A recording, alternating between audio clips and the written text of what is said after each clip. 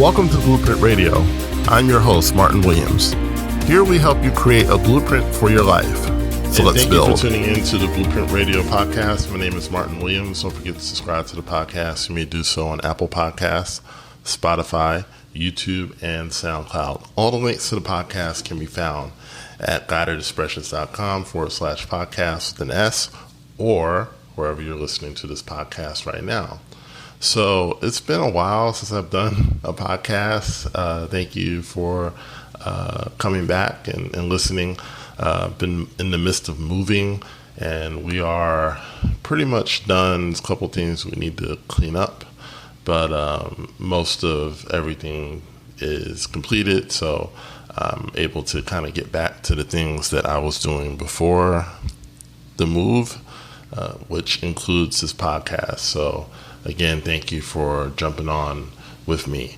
So I was doing a series on the Power of Decision book. I will continue that series in a future podcast, but I wanted to drop this one-off podcast today of something that I've been noticing happening all around the country for a while. So, we're coming, well, I guess depending on who you ask, we're coming out of a pandemic, and there are we're certainly not out of the woods yet, because we have the Delta variant, and there may be other variants coming down the line, right? But it seems, and I'm using air quotes here, it seems that the worst of the pandemic is over.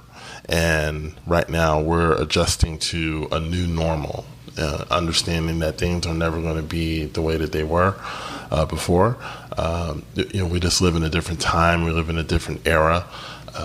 And everything that comes along with that, the life changes that come along with that.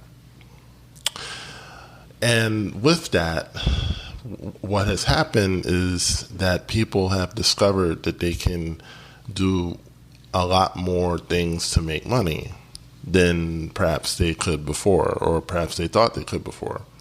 So much so that employers are having a really difficult time keeping, and in other cases, finding employees to take jobs.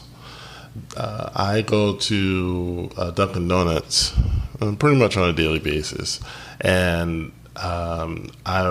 I've noticed some of the signs, and I get a chuckle out of it, that they are offering all kinds of bonuses for people to come and work for them. I've seen bonuses as high as $100 a week to basically come and don't quit, right? I mean, these companies are paying $50 to $100 a week just for people to stay on the job. And I've never seen that before, ever, right? And then you're seeing the bonuses have gotten as high as $2,000, just not Dunkin Donuts, but in other places. But the Dunkin Donuts thing was interesting because they listed out all these different bonuses. They have paid time off, and weekly bonuses, attendance bonuses, and they're still trying to find people, which is it's truly astonishing. I've never seen anything like this. But why is this happening? Well, when you look at it through spiritual eyes, you're not really that surprised that is happening, because it's scripture. It's something that was supposed to happen. It's prophecy, right? In the Bible, Jesus Christ said that the harvest is plenty, but the laborers are few, right? There's not enough people to bring in the harvest. Now, obviously, he was speaking from a spiritual context, but truth is truth, and truth rings true, not just in a spiritual level, but on a natural level.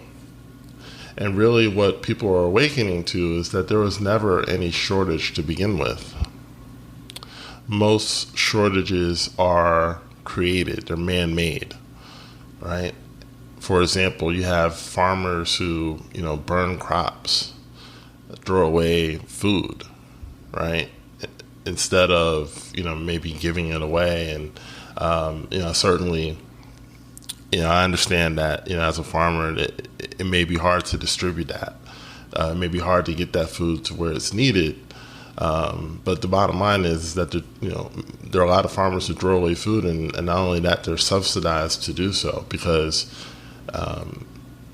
if they produce too much food, then they have to basically charge a lower price and make less money.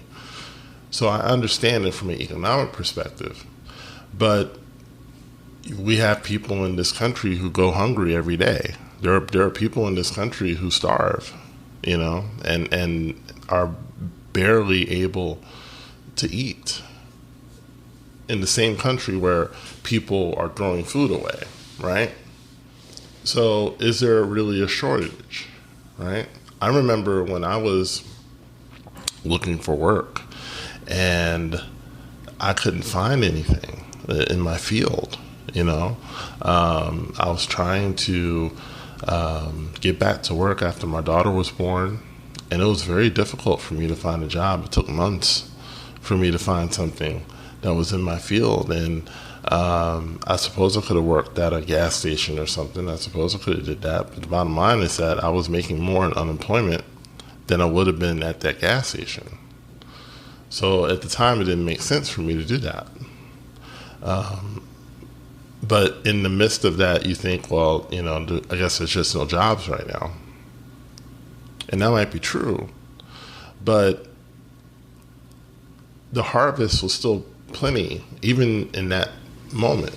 I could have done something else, even if it meant, starting my own business, even if it meant, doing websites and things like that, which I did. I did a website or two while I was unemployed.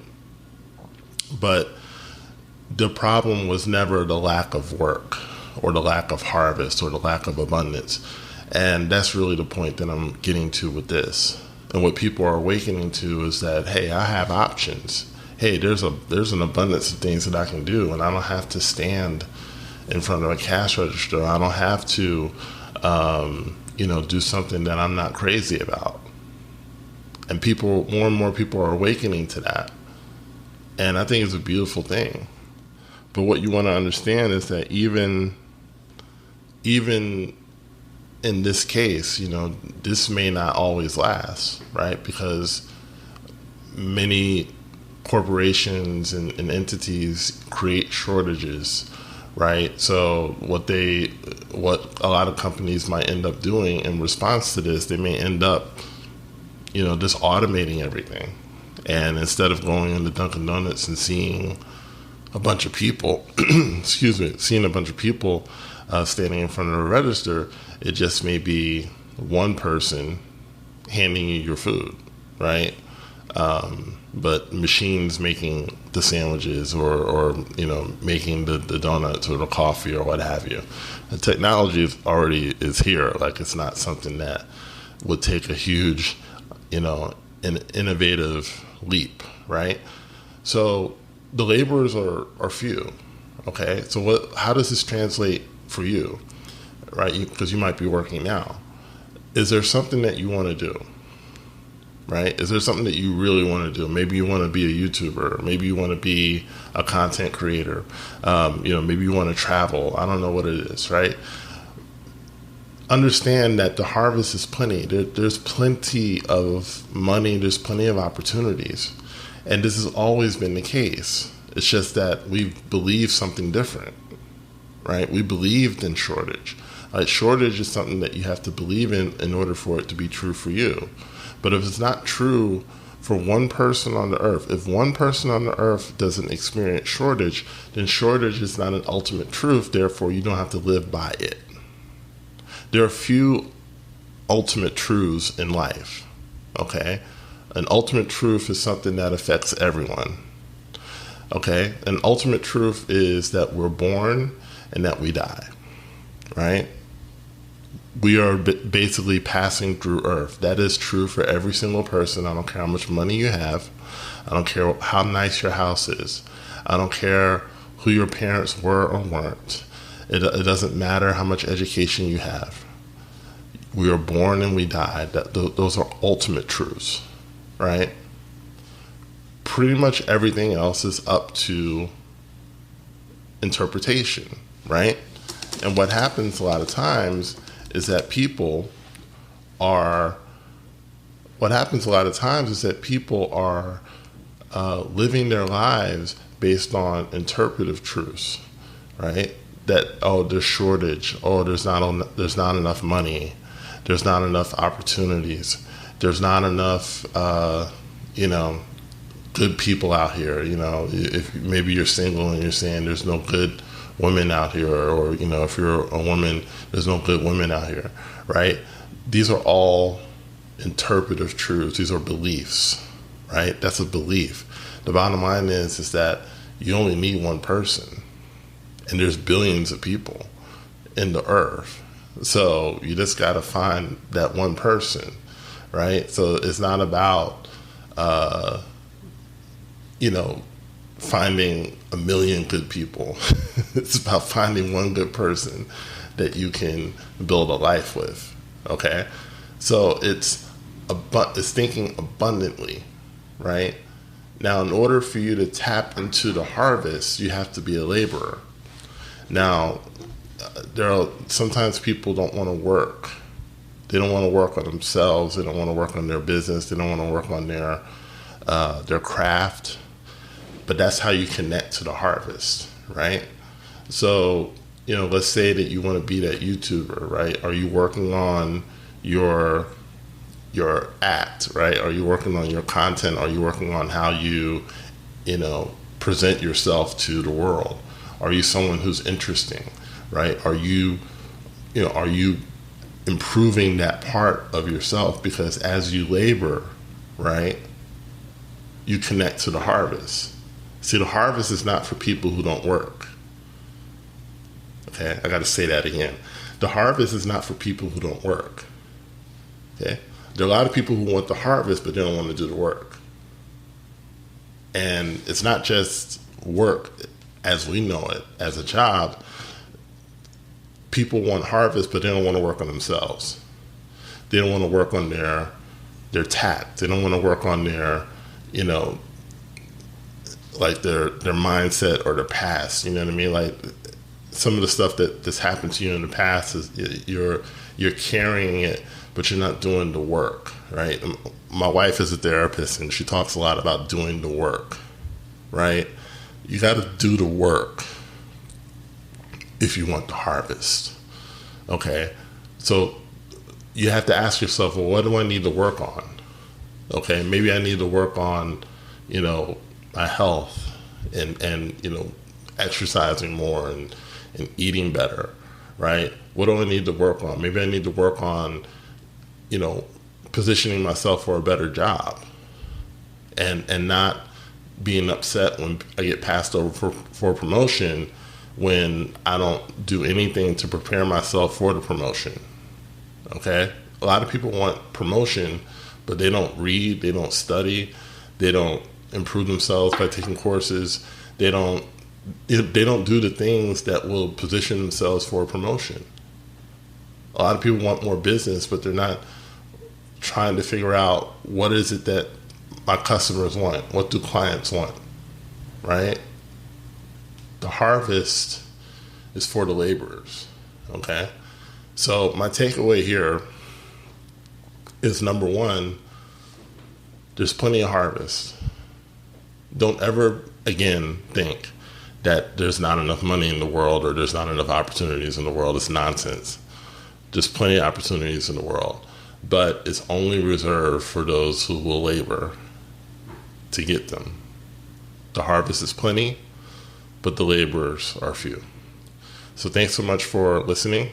My name is Martin Williams. Don't forget to like, comment, subscribe, and share, and I'll talk to you soon. Thanks for listening to Blueprint Radio. For more information on Martin Williams coaching and products, please go to guidedexpressions.com or visit me on Facebook as well as Instagram.